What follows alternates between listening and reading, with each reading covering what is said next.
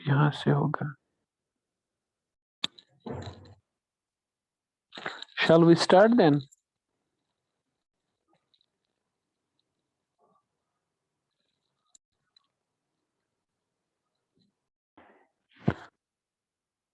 Okay बेटा, तो let us start today's topic. तो बेसिकली हम लोग कल पढ़ रहे थे हार्डनेस ऑफ द वाटर के बारे में। हमने कल ये सीखा था कि हार्ड वाटर क्या होता है, सॉफ्ट वाटर क्या होता है, और how to remove the hardness और softness, hardness of the water. उसके लिए मैंने बोला था आपको देयर आर फिजिकल मेथड, जैसे कि हमारे पास है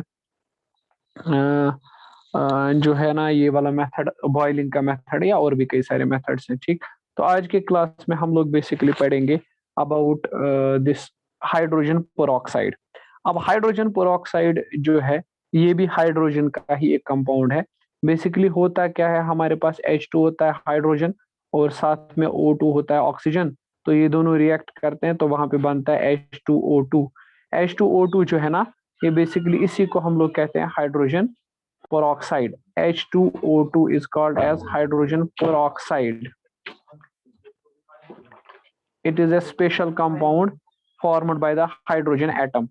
So this is called as hydrogen peroxide. ठीक है। अब इस पेरोक्साइड का सबसे पहले हम पढ़ेंगे प्रिपरेशन मेथड, मतलब इस पेरोक्साइड को बेसिकली बनाया कैसे जाता है। What are the various preparation methods for this hydrogen peroxide. तो इसके बारे में एक दो चीजें पहले आप समझ लो। इसमें एक स्पेशल टाइप का ऑक्सीजन और ऑक्सीजन लिंकेज होता है। बेसिकली पेरोक्साइड में क्या होता है, ऑक्सीजन और ऑक्सीजन लिंक्ड होते हैं एक दूसरे के साथ, and it is called as peroxide linkage. It's called as peroxide linkage. Oxygen linked to oxygen is called as peroxide linkage. और ये peroxide linkage आपको हाइड्रोजन peroxide में मिल जाएगा। देखो, सबसे पहले कौन कौन सा मेथड है जिससे हम इसको प्रिपेयर करते हैं। पहला है by the action of H2SO4 on hydrated barium peroxide. अब बेरियम पेरोक्साइड ले लीजिए, बेरियम पेरोक्साइड क्या हो गया, BaO2, barium peroxide dot 8 times water. ठीक है ना, डॉट 8 टाइम्स वाटर, ये है बेरियम पेरोक्साइड। बेरियम पेरोक्साइड के साथ आप ऐड कर दो H2SO4। तो जैसे आप बेरियम पेरोक्साइड के साथ H2SO4 ऐड कर दोगे ना, तो आपको क्या मिलेगा, आपको मिलेगा H2O2 हाइड्रोजन पेरोक्साइड आपको मिलेगा। साथ में आपको मिलेगा बेरियम सल्फेट BaSO4, और साथ में आपको मिलेगा हाइड्रोजन। ठीक है ना, तो आपको चाहिए था हाइड्रोजन पेरोक्साइड, वो आपको मिल गया। क्या करना है, बेरियम पेरोक्साइड लेना है, BaO2, H times water, 8 times H2O। ठीक है, इसके साथ आपको H2SO4 यानी सल्फ्यूरिक एसिड डालना है, तो आपको मिल जाएगा हाइड्रोजन पेरोक्साइड BaSO4 और H2। ठीक है, ये चीज आपको याद रखनी है बेटा। ये जो डॉट 8 टाइम्स H2 हो ना, we call this as a hydrated water. हम इसको हाइड्रेटेड वाटर कहते हैं। ये हाइड्रेटेड वाटर क्या होता है मैं समझाता हूँ। देखो, मान लो अगर यहाँ पे कोई कंपाउंड है ना, कुछ सब्सटेंसेस की स्पेशल प्रॉपर्टी है।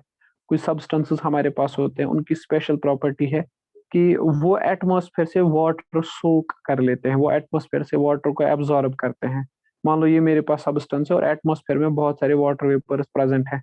तो ये सब्सटेंस उन एटमॉस्फेयर के वेपर्स को अपनी तरफ अट्रैक्ट करेगी और सरफेस के ऊपर रखेगा उसको। ठीक है ना, मतलब पहले तो अट्रैक्ट करेगा उन वाटर मॉलिक्यूल्स को, और उसके बाद सरफेस के ऊपर रख देगा। ठीक, तो हम कहेंगे कि ये जो कंपाउंड है ये हाइड्रेटेड कंपाउंड है। हाइड्रेटेड मतलब इसने क्या किया है, वाटर को एब्जॉर्ब करके अपनी सरफेस के ऊपर रख दिया है। ठीक है ना, तो इसी को हम कहते हैं हाइड्रेट, यानी ये कंपाउंड दिखाता है हाइड्रेशन। सिमिलरली जैसे हमारे पास है BaO2 का कंपाउंड है बेरियम ऑक्साइड, ये भी वाटर को एटमॉस्फेयर से एब्जॉर्ब करता है। ठीक है, तो यही हो गया BaO2 8 टाइम्स वाटर, मतलब BaO2 का एक molecule 8 molecules of water, 8 molecules of water को अपनी सरफेस के ऊपर एब्जॉर्ब करके रखता है। ठीक है, और इसी के साथ जब आप H2SO4 डालोगे तो आपको मिल जाएगा H2O2। आई बात समझ में, ये वाटर क्या है, मतलब जो ये वाटर एटमॉस्फेयर से एब्जॉर्ब करता है वो। ठीक, तो अगर हाँ, ये चीज it should be noted, it's a very important point. Okay, so चले अब दूसरे मेथड पे आते हैं, electrolysis of peroxidosulfate, electrolysis of peroxidosulfate। आप देखो peroxidosulfate ये वाला होता है, इसको कहते हैं हम लोग H2S2O8 peroxidosulfate। इसमें आप करंट पास कर दो, मतलब आप इसमें इलेक्ट्रोलिसिस कर दो, तो जैसे ही आप इसमें करंट पास करोगे ना, तो ये टूट जाएगा, ब्रेक हो जाएगा, एक बनेगा H पॉजिटिव और साथ में बनेगा S2O8 नेगेटिव, S2O8 नेगेटिव।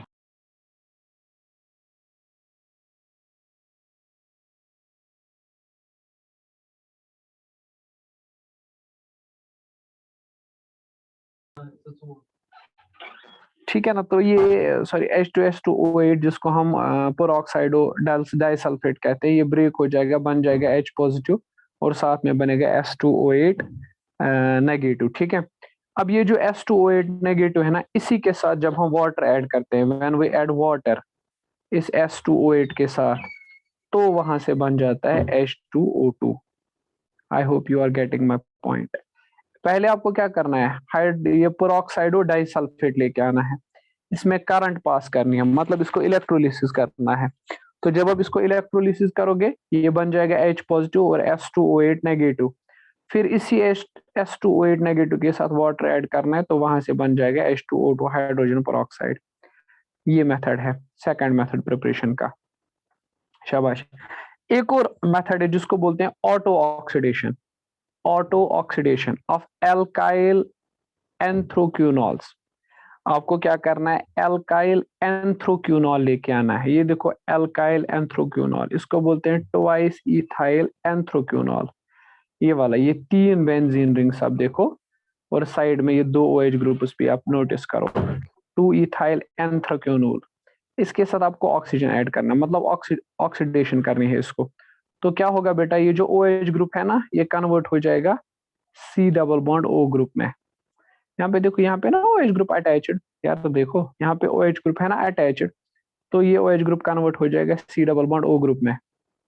ठीक है, ऊपर वाला OH ग्रुप भी कन्वर्ट हो जाएगा C double bond O group में, बाकी ये कंपाउंड सेम ही रहेगा। ठीक है, तो इसको बोलेंगे क्यूनून, क्यूनून मतलब 2 C double bond O group.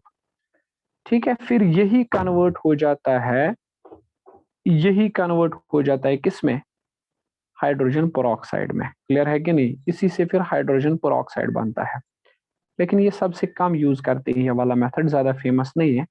मतलब अगर आप, मतलब शॉर्टकट में समझो, अगर आप इस वाले कंपाउंड की, इन क्यूनॉल्स की ऑक्सीडेशन करोगे, तो you will get H2O2 hydrogen peroxide as a by product. Clear हुआ, ये हो गया हाइड्रोजन पेरोक्साइड प्रिपेयर करने का मेथड। अब हम पढ़ते हैं इसकी फिजिकल प्रॉपर्टीज को। ठीक है, समझ लो। सबसे पहले प्योर स्टेट में अगर बात करें, हाइड्रोजन पेरोक्साइड कलरलेस होता है, इसका कोई कलर नहीं होता है, सॉल्युबल होता है वाटर में, आराम से डिसॉल्व हो सकता है। तो हम क्या कर सकते हैं, 30% solution of H2O2 is marketed as 100% volume of H2O2।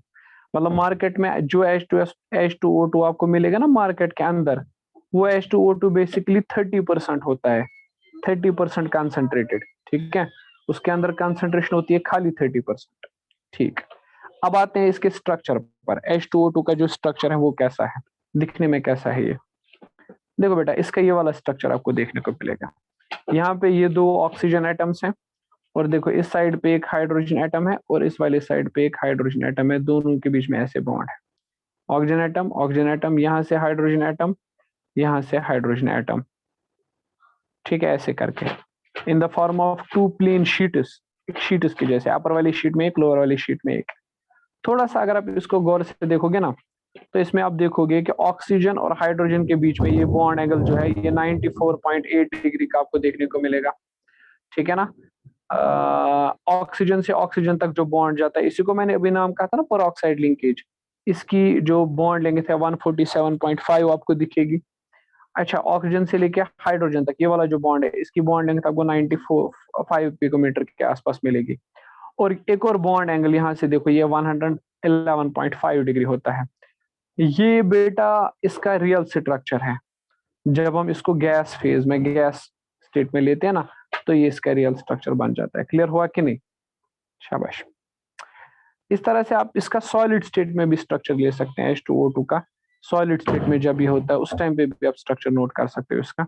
ये वाला स्ट्रक्चर है, ठीक है। यहाँ पे बॉन्ड एंगल 101 होता है, ये वाला बॉन्ड एंगल 90 होता है, ये वाला 98.8 पिकोमीटर, ये 1 करीब हो जाता है। क्लियर हुआ? ठीक है, चले बेटा, ठीक है। अब इसकी केमिकल प्रॉपर्टीज पर आते हैं। केमिकल प्रॉपर्टीज क्या है इस कंपाउंड की, कौन कौन सी केमिकल प्रॉपर्टी दिखाता है? सबसे पहले ये केमिकल प्रॉपर्टी जो है ना बहुत इंपॉर्टेंट है। सबसे पहली बात, ये एक्ट करता है एज ऑक्सीडाइजिंग एजेंट। बेटा H2O2 acts as oxidising agent as well as reducing agent, दोनों ही काम करता है। ऑक्सीडाइजिंग एजेंट के तौर पर भी काम कर सकता है, रिड्यूसिंग एजेंट के तौर पर भी काम कर सकता है, ये चीज याद रखना। एसिडिक मीडियम में ये ऑक्सीडाइजिंग एजेंट कैसे होता है वो समझ लो। अगर आप किसी चीज के साथ, मान लो आयरन आपके साथ है, आयरन आपके पास है, H पॉजिटिव क्यों लिखा मैंने यहाँ पे, क्योंकि ये एसिडिक मीडियम है। आयरन आपके पास है, ये एसिडिक मीडियम में रखा आपने, साथ में आपने H2O2 डाल दिया, तो क्या होगा? आयरन का ऑक्सीडेशन स्टेट क्या है? +2 यहाँ पे, और यहाँ पे क्या बन जाएगा? +3। ठीक है ना। बेसिकली जब किसी चीज का हम ऑक्सीडेशन को कैसे डिफाइन करेंगे, हम पढ़ेंगे। ऑक्सीडेशन को हम डिफाइन करते हैं कि जब किसी चीज का ऑक्सीडेशन स्टेट बढ़ जाता है, जब किसी कंपाउंड का ऑक्सीडेशन स्टेट बढ़ जाता है तो हम कहते हैं कि इसको हुई है ऑक्सीडेशन। सिमिलरली देख लो ना, यहाँ पे ऑक्सीडेशन स्टेट कितना था? +2, बढ़कर कितना हो गया? +3। तो मतलब इस कंपाउंड की हुई है ऑक्सीडेशन, ठीक है। तो यहाँ पे H2O2 एक्ट करता है एज ऑक्सीडाइजिंग एजेंट, ठीक है ना। अच्छा, इसी एसिडिक मीडियम में H2O2 एक्ट कर सकता है एज ए रिड्यूसिंग एजेंट्स, ठीक है ना। MnO4 मान लो आपके पास है और आपने H2O2 डाल दिया, तो ये MnO4 कन्वर्ट हो जाएगा M, मतलब ऑक्सीजन अब चला जाएगा। पहले था ना MnO4 नेगेटिव, फिर ये कन्वर्ट हो जाएगा मैंगनीज में, मतलब और रिमूव हो गया ना ऑक्सीजन, तो इसको बोलेंगे ऑक्सीडेशन, ये रिडक्शन, सॉरी, ठीक है। तो मतलब यहाँ पे H2O2 एक्ट करता है एज ए रिड्यूसिंग एजेंट। अब बेसिक, इसी तरह से बेसिक मीडियम की बात करेंगे तो बेसिक मीडियम में भी सेम है। अगर Fe डायापॉजिटिव के साथ H2O2 डालेंगे तो Fe डायापॉजिटिव की ऑक्सीडेशन स्टेट पहले क्या थी? डायापॉजिटिव, फिर क्या बन जाएगा? ट्रायापॉजिटिव, तो मतलब हो गया ऑक्सीडेशन इसका। बेसिक मीडियम में ही ये एक्ट करता है एज ए रिड्यूसिंग एजेंट, ठीक है, ये चीज याद रखना है। अच्छा, आप हाइड्रोजन पेरोक्साइड को स्टोर नहीं कर सकते हैं सनलाइट में। अगर आप हाइड्रोजन पेरोक्साइड को सनलाइट में रखेंगे ना तो क्या होता है? ये ब्रेक हो जाता है, ये बन जाता है H2 और O2। H2O2 हाइड्रोजन पेरोक्साइड को अगर आप वाटर में रखोगे या सनलाइट में रखोगे ना तो वो ब्रेक हो जाएगा, ठीक है। उसका सिंपल वाटर बनेगा और साथ में ऑक्सीजन, मतलब ये कि वो अपनी प्रॉपर्टीज खो देगा। अब वो H2O2 हाइड्रोजन पेरोक्साइड नहीं रहेगा, ठीक है। इसीलिए बोला जाता है कि इसको क्या करो काम, इसको आप प्लास्टिक वेसल में रखो, प्लास्टिक वेसल में आप इसको रखो या किसी गिलास की बोतल में रखो, लेकिन away from the sunlight. Direct sunlight मत रखो, क्योंकि डायरेक्ट सनलाइट रखने से क्या होगा? ये कन्वर्ट हो जाएगा, ये टूट जाएगा वाटर और ऑक्सीजन में। अब इसके बहुत सारे यूजेस हैं, बहुत सारे यूजेस। क्या यूजेस हैं? सबसे पहले ये कि it is used as a hair black, hair को, हेयर जो है उसको ब्लैक कलर करने के काम में ये कंपाउंड बहुत ज्यादा यूज किया जाता है। या अगर वो कशीर पे वन एड लुक करान पन मस काचुर, उसके लिए भी यूज होता है, ठीक है। एंटीसेप्टिक के तौर पर यूज होता है, जख्म वखम अगर किसी जगह लग जाए तो उस जगह पर भी ये लगाया जाता है। और बहुत सारे केमिकल्स इससे बनाए जाते हैं। Bleaching powder, bleaching agent use होता है, मतलब कपड़ों को रंग देने के काम में आता है। टार्टेरिक एसिड या बहुत सारे फूड प्रोडक्ट्स या ये फार्मास्यूटिकल कंपनीज इसको यूज करती हैं, ठीक है। अब आखिरी पॉइंट, हेवी वाटर। देखो यार, H2O तुम लोग समझते हो ये सिंपल वाटर है, लेकिन अगर हम हाइड्रोजन की जगह ड्यूटीरियम यूज करेंगे D2O बन जाएगा। आपको पता है ना हाइड्रोजन के 3 आइसोटोप्स हैं, प्रोटियम, ड्यूटीरियम और ट्राइटियम, ठीक है। इस प्रोटियम को D से डिनोट करते हैं। वही मैं कह रहा हूं, अगर वाटर में जो ऑर्डिनरी हाइड्रोजन है, सिंपल हाइड्रोजन है, अगर उसकी जगह हम ड्यूटीरियम रख देंगे ना तो ये बन जाएगा हेवी वाटर, फिर इसको कहेंगे हेवी वाटर। अब ये ऑर्डिनरी वाटर नहीं है, मतलब जो ऑर्डिनरी वाटर होता है H2, उसमें से हाइड्रोजन को निकाल के ड्यूटेरियम आप रख दो, ठीक है, इसको कहेंगे हेवी वाटर। या ट्राइटियम भी रख सकते हैं, T2O, उसको भी कहेंगे हेवी वाटर। न्यूक्लियर रिएक्शंस में बेसिकली यही यूज होता है, आप 12th में जाके पढ़ो, न्यूक्लियर रिएक्शंस में यही यूज होता है as moderator, you will see that, okay. और यहाँ पे लास्ट पे दी गई हैं दो प्रॉपर्टीज इसकी हेवी वाटर की, तो आप इनको स्टडी कर लो। आपका ये जो पार्ट है दिस इज नाउ कंप्लीटेड, ठीक है। ये पूरा जो यूनिट आपका है हाइड्रोजन एटम का, ये हो गया खत्म।